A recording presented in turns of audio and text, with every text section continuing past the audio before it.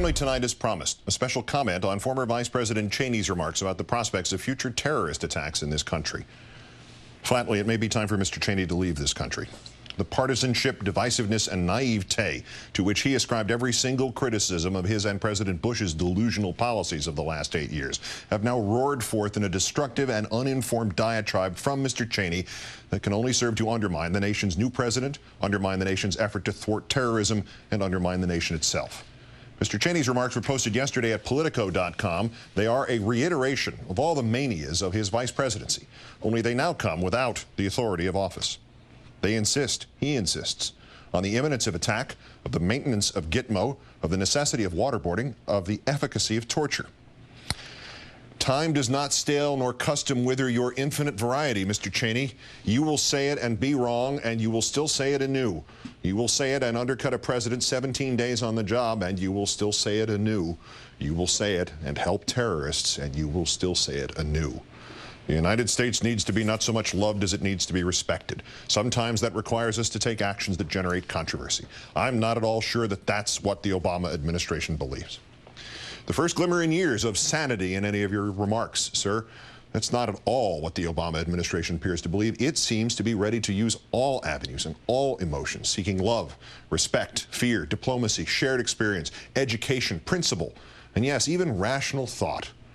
This president, unlike yours, Mr. Cheney, seems intent on living in the real world rather than trying to reshape an imaginary one by force. When we get people who are more concerned about reading the rights to an al-Qaeda terrorist than they are with protecting the United States against people who are absolutely committed to do anything they can to kill Americans, then I worry.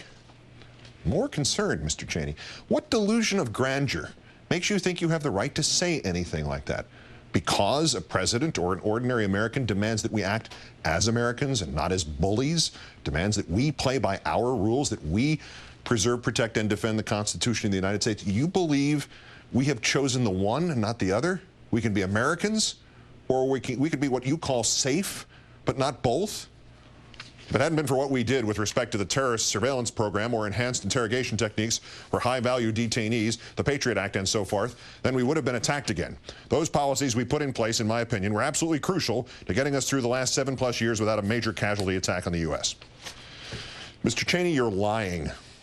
As the cloud of fear you deliberately fostered in this good-hearted and courageous nation finally begins to dissipate, the nonsense that you and Mr. Bush presented as evidence of that childish claim, this perverse example of wishful nightmare thinking, has become apparent, and it should shame you.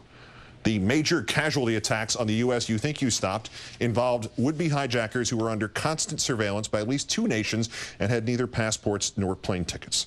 They involved feeble-minded braggarts, so clueless as to even the most obvious steps of organization that they believed they could enter Fort Dix in New Jersey disguised as pizza delivery men, kill hordes of Americans, and get out alive, even though Fort Dix teems with soldiers who have an almost inexhaustible supply of weapons. They involved embittered ex-airport employees so uninformed about where they used to work that they thought dropping a match in a fuel supply line 30 miles away would cause the airport to explode. These are the plots that, by your own proud, strutting, crazy admissions, were the ones you got us through. You and Mr. Bush, sir, you are the old men who cried wolf. The Politico story continues. Citing intelligence reports, Cheney said at least 61 of the inmates who were released from Guantanamo during the Bush administration, that's about 11 or 12%, have gone back into the business of being terrorists. Mr. Cheney, you made this statistic up. Perhaps not you personally, but your people made this statistic up.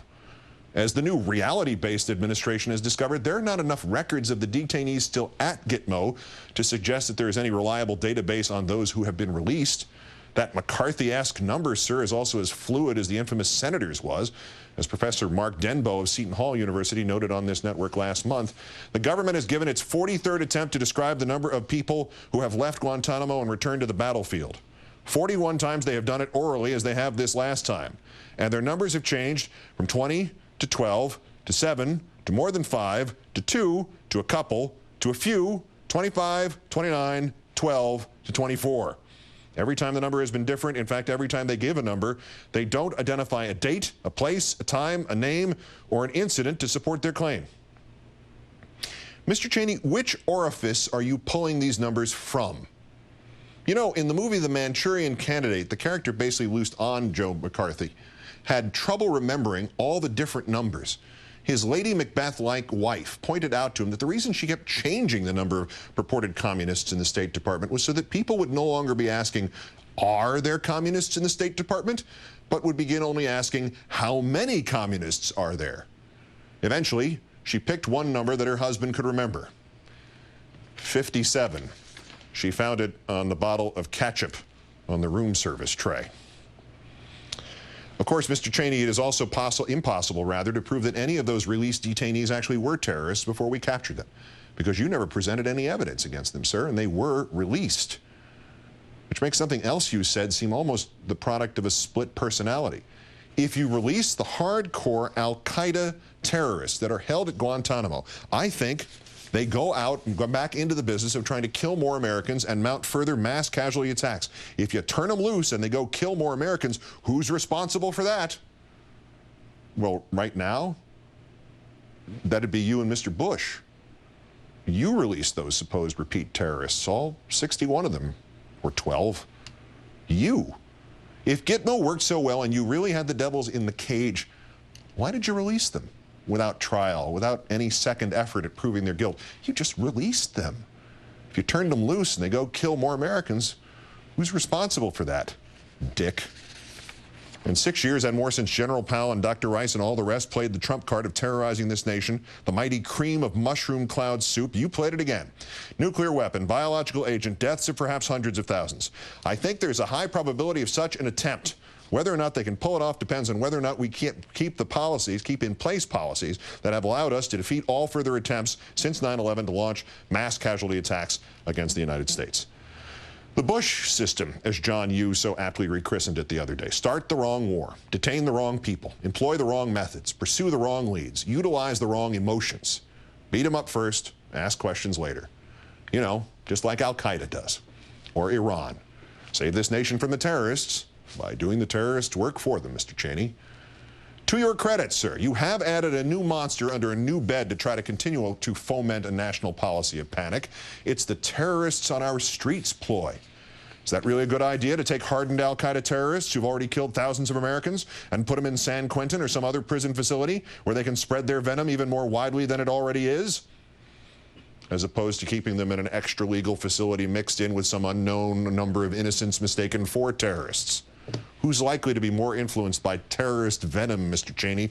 The characters from the TV series Oz, or a bunch of guys who we're holding in chains without trial and without even some token attempt at rehabilitation? And by the way, what about Ahmed Rassam, sir? Benny Norris, if you prefer. The Millennium Bomber, caught at a ferry crossing from Canada to Washington State in December 1999 on his way to go blow up Los Angeles International Airport. He had a car, a legit passport, nitroglycerin, and timing devices. And what did we do to him, Mr. Cheney? Did we send him to Gitmo or pre-Gitmo? As high a value terrorist as we've ever caught in this country, trained by Abu Zubaydah, days away from his target and ready to go. We tried him in U.S. courts with U.S. lawyers. Part of the case went to the U.S. Supreme Court, and he got 22 years in U.S. prisons. No torture, no gulag, no stories of him proselytizing fellow prisoners. Oh, but he did cooperate long enough to tell his prosecutors, who didn't beat the hell out of him, about al-Qaeda cells in this country. That was his info they stuck in the President's Daily Brief of August 6, 2001. That's probably news to you, since obviously you and Mr. Bush did not read it, stalking Saddam Hussein as you were. Of course, none of that mattered to Mr. Cheney, just as none of this matters to Mr. Cheney, because at heart, Mr. Cheney is not interested foremost in protecting this country. He is interested foremost in protecting Mr. Cheney, in the business of being Dick Cheney, of rationalizing one's own existence after one of the most reprehensible, myopic, unprincipled, and even un-American careers in the history of our government, depends on continuing to convince the gullible among us to live in abject fear and not with vigilance and common sense and principles. We, sir, will most completely assure our security not by maintaining the endless, demoralizing, draining, life-denying, blind fear and blind hatred which you so thoroughly embody. We will most easily purchase our safety by repudiating the Bush system. We will reserve the violence for which you are so eager, sir, for any battlefield to which we truly must take, and not for unconscionable wars which people like you goad and scare and lie us into. You, Mr. Cheney, you terrified more Americans than did any terrorist in the last 7 years, and now it is time for you to desist, or to be made to desist. With damnable words like these, sir, you help no American. You protect no American. You serve no American. You only aid and abet those who would destroy this nation from within or without. More than 400 years ago, when a British Parliament attempted to govern after its term had expired, it was dispersed by the actions and the words of Oliver Cromwell. "You have sat too long for any good you have been doing lately," he told them, exactly as, Mr. Cheney, exactly as this nation now tells you. "Depart, I say, and let us have done with you. In the name of God, go." Good night and good luck.